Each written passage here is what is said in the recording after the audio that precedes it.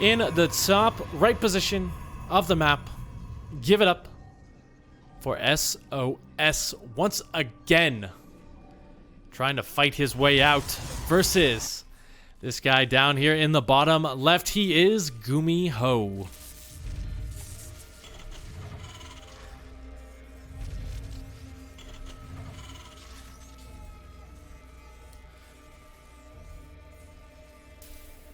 So we've seen how Gumiho plays it against a Zerg. I'm not going to say that he's going to mech versus a Protoss, but he has been known to kind of pull that out as kind of a surprise move because you really don't expect it. Granted, it does have semi-good success. Like, it kind of depends on how early it gets spotted, but yeah. There's a lot of different things that Gumiho can kind of do here. He's just got to be ready in case SOS is going to go full Haas again. So far, it looks like SOS is going to be getting that cybernetics core relatively early. And even going to be pumping out a Zealot to kind of fight relatively early here. Even noticing that Gumiho building his racks away from the wall. So he's probably wondering about that just a little bit here. There we go. He cancels the Zealot. I wasn't expecting that to finish, honestly. The Zealot is just a little bit too costly for the early game. And yeah, just wait a little bit longer. You get an Adept. It does a little bit more, a little bit easier to scout with. Looks like Gumiho is just going to be going for factory behind this. A very quick tech lab as well. Does he have double refinery? He does. Cyclones, maybe? Question mark?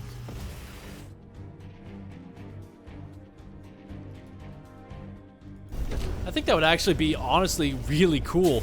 And it looks like that is indeed going to be the case. We have our first Cyclone on the way.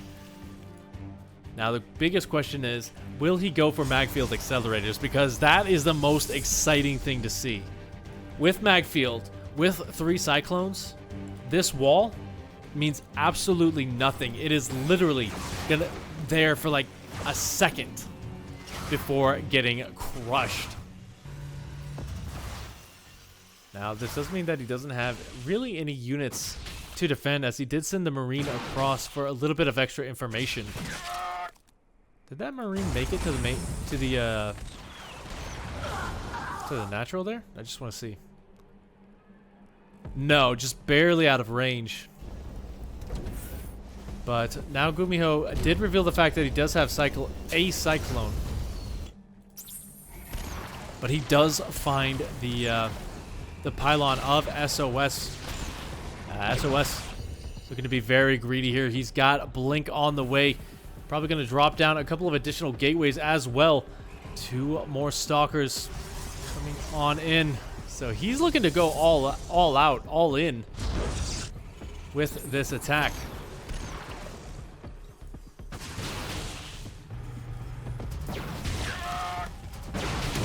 Fortunately for Gumiho, he's getting a little bit caught off guard with this, as the bunker just getting very close to finishing. He needs that to finish. He needs some sort of defense for his Marines, but no dice. He will be able to keep the Cyclone alive, but now he's not going to be able to get that close enough. It's just on way too low of health. The bunker. Oh my goodness, that was a second away from finishing here. So SOS now takes full control of the low ground. So it was a nice choice for Gumiho, a nice crazy move, but unfortunately it's just getting hard countered here by SOS. You know, the best way to counter crazy moves is to just play super straight up, super aggressive, super tubular. I'm forgetting adjectives.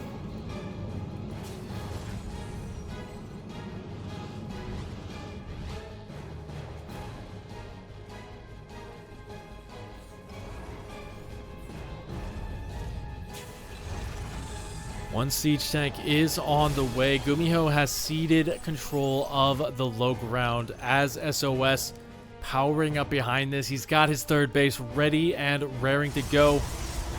Even just recalling in case Gumiho decides to go for a drop. Now just going to walk right back over. Does Gumiho see it? Does he's got the vision? He does a little bit.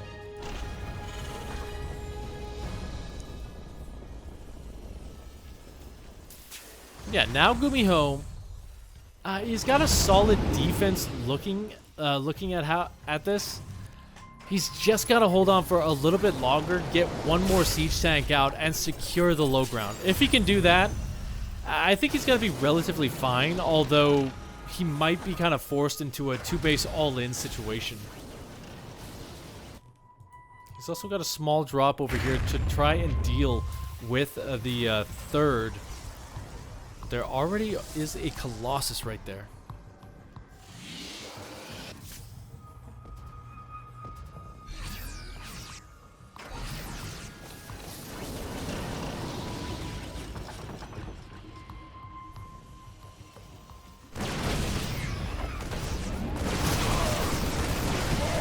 Stalker's going to get a couple of cheeky pickoffs on the Marines, still not getting on top of the siege tanks or the medevacs. Those are going to be the juiciest targets for him. But you do need to keep a good chunk of your Marines alive. Otherwise, these Stalkers are just going to rip through this attack. And yeah, like I said, Gumiho's kind of stuck in a two-base situation. A big force field right there, going to crush through a lot of these Marines. And that's actually just going to be an instant tap out for Gumiho.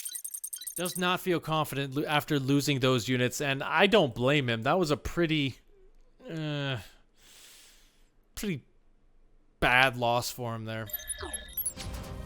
Now, the biggest question for Gumiho is he going to try something crazy like that once again versus SOS, who has shown that any sort of mistake, any sort of bad pressure, and he's just going to punish you, like, entirely. So, looks like so far nothing really being shown just yet. He wants to be careful because that probe revealing everything would be an absolutely terrible situation for him. And SOS once again just going to go for the cybernetics core before Nexus, meaning that he will have that adept out just a little bit quicker and will be able to transition into either Stargate or Twilight right behind it.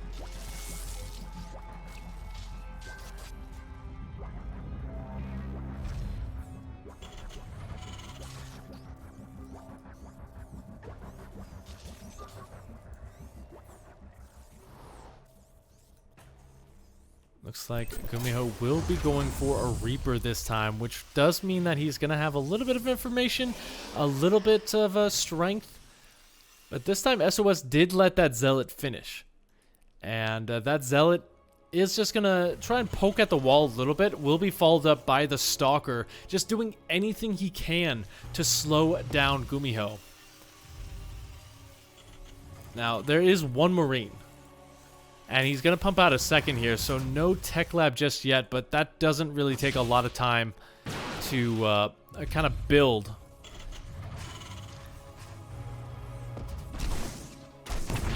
The Zealot going to get rid of that bunker very, very quickly here. Gumiho in a little bit of trouble. He's got to get the wall up. While he will get that in time, he's got to see the low ground once again for just a sec. I think he lost the Reaper. No, he didn't. So right now, Gumiho just has to hold on with about as minimal units as he can get. The Zealot doing a good job of tanking a lot of this damage in the front, leaving the Stalker free to get the pickoffs. As you can kind of see, that Stalker does outrange a little bit here, getting a little bit too close, however. So that Reaper might be able to get the last kill. Never mind. It's the Marine who does so. Little bit sloppy there from SOS. Just slightly, though.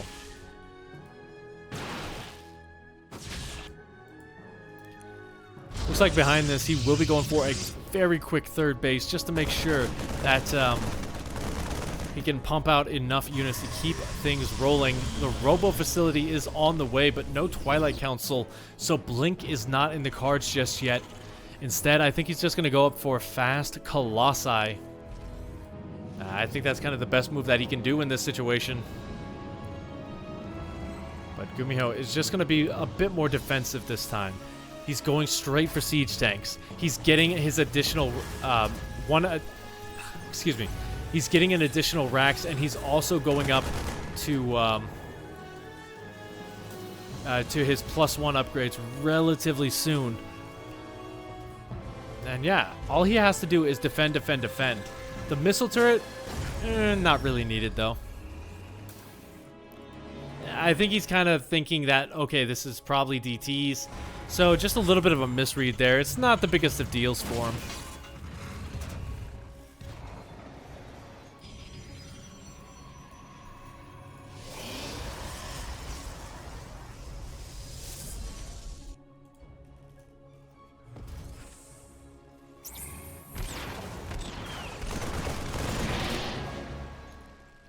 Still revealing that there is no Stargate on the map. Fake Oracle. Just trying to throw him off guard. Gumiho, remember, he hasn't really been on the map for a long time. He was deflected in the early game, so he still doesn't really have an idea as to what's coming his way. That's why he's, you know, dropping down static D everywhere. Keeping his guys in the main base, probably thinking Blink once again. But yeah, nothing like that. SOS is just very straightforward in what he wants to do in this game.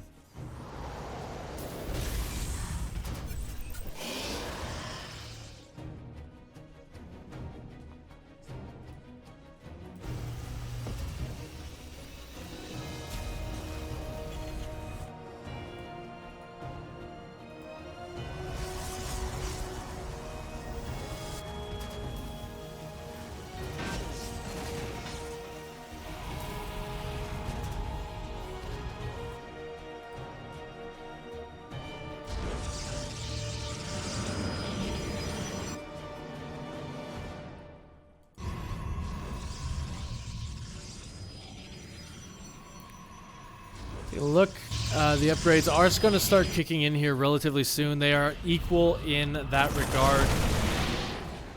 Colossi count is starting to rise. He currently has 1 out, but once he starts to hit that critical mass of about 3 to 4, that's really the sweet spot for SOS. As for Gumiho, I think he does have a small window, a small chance of a timing, but that window is rapidly closing.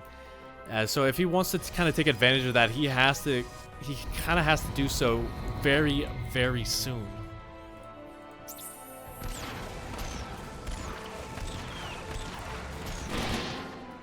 SOS being very proactive about his scouting, though. I gotta give him props for that. It's just sending in those Phoenix hallucinations as much as humanly possible. Once one ends, the next one is already on the way.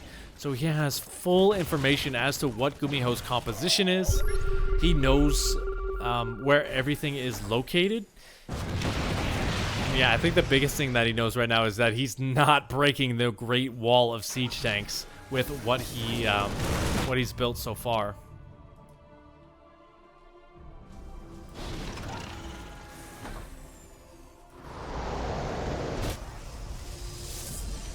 Supplies relatively equal. Army supplies within 3 of each other here. I think that kind of favors SOS just slightly because of the fact that he does have a lot more AoE, a lot more splash. We're going to be adding on Storm as well, so it's going to be really difficult for Gumiho to engage, especially since he doesn't have any ghosts. And yeah, he's only on 5 racks so far, so he probably wants to add on a couple more,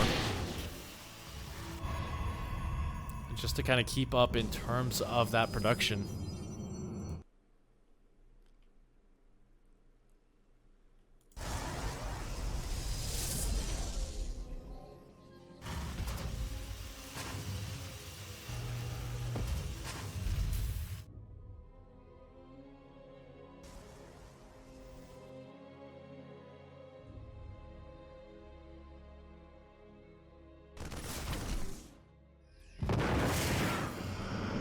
SOS getting ready for a big strike here. He is hanging out directly outside of Gumiho's line of sight. Adding on the additional tech, he's got an extra robo facility. Gumiho only just now adding on his 4th, while SOS is adding on his 5th. And yeah, just kind of rotating around, looking for where he can get in, where those siege tanks aren't. That's kind of where all these hallucinated Phoenix are coming in real handy. Because he's realizing that, hey, those siege tanks are everywhere. Let's not attack into them. Nice little drop gonna come down here, but now that they've been revealed, a small warp into Stalker should be enough to kind of shoo that away.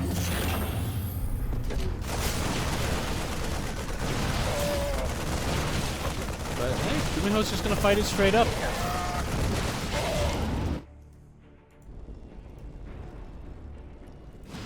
So a little bit of a Mexican standoff here. Gumiho going to be the first one to kind of strike, looking to pull SOS's attention away and kind of bring that army home. Blink not done just yet, so it's not going to be enough to kind of chase after that just yet. 4th base is dropped on location. The Zealot going to get a little bit of damage done on the siege tank, but not the biggest of deals. Although from what it looks like, SOS wants to attack before these siege tanks are sieged up, but he doesn't hit at the right time. Feedback's gonna go down, but those Zealots absolutely destroyed here. And even the run by at the top is going to be deflected. So SOS not able to find his angle just yet. He's waiting for the perfect engagement before moving in.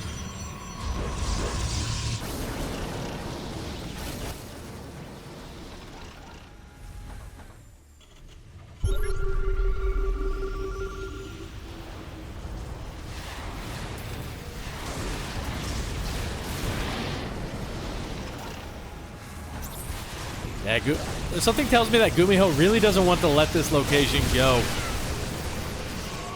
Great Wall of Siege Tanks is very far forward here. SOS just trying to shave off as much of this army as he can. Not really able to find it. And yeah, we got a Mexican standoff right now. Who is going to blink first is the big question here. I think SOS... since he's got all this information, since he keeps getting these Phoenix in to see the kind of positioning, he knows that he can't really get in there. So, yeah, just add on some disruptors and go from there.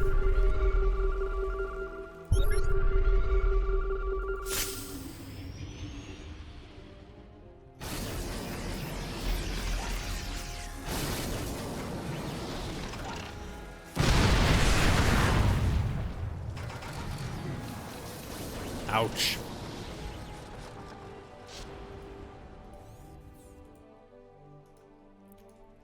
Gonna take a look at the units lost tab here. It's still a relatively low game. You can kind of... yeah, you can see how passive they're being. You know, 25 to 1900. They don't really want to lose too many units. They're waiting for the big strike. And SOS, he's got the high ground right now, but he's just kind of rotating between his 6th and his 5th, not really knowing where Gumiho wants to attack in. But both sides are maxed out, and that is always the catalyst for destruction. Doesn't get a ton of cancels right there, but the Nexus will get canceled itself. SOS, realizing that the army is out of position and will have to come all the way home, goes in for a strike. The force field's trying to keep this army away, but the Colossus, one of them will go down very fast. The second one getting wailed away on by those Vikings. So siege tanks not really helping. But yeah, Gumiho, or SOS rather, did shave off a lot of this force. It was a very costly attack for him. But he still has these high-tier, expensive units, and that's going to be the biggest thing for him. Stalker's gonna blink forward into this wall. The siege tank will go down, and Gumiho is gonna try and fight into a choke point here. The disruptor balls absolutely crushing his army, and a ton of siege tanks do go down. Gumiho's supply has plummeted, and as he has to get rid of this base up here, he will be able to kind of push this back. He still has a lot of siege tank fire to help him out, but that was about as bad as it could get for him.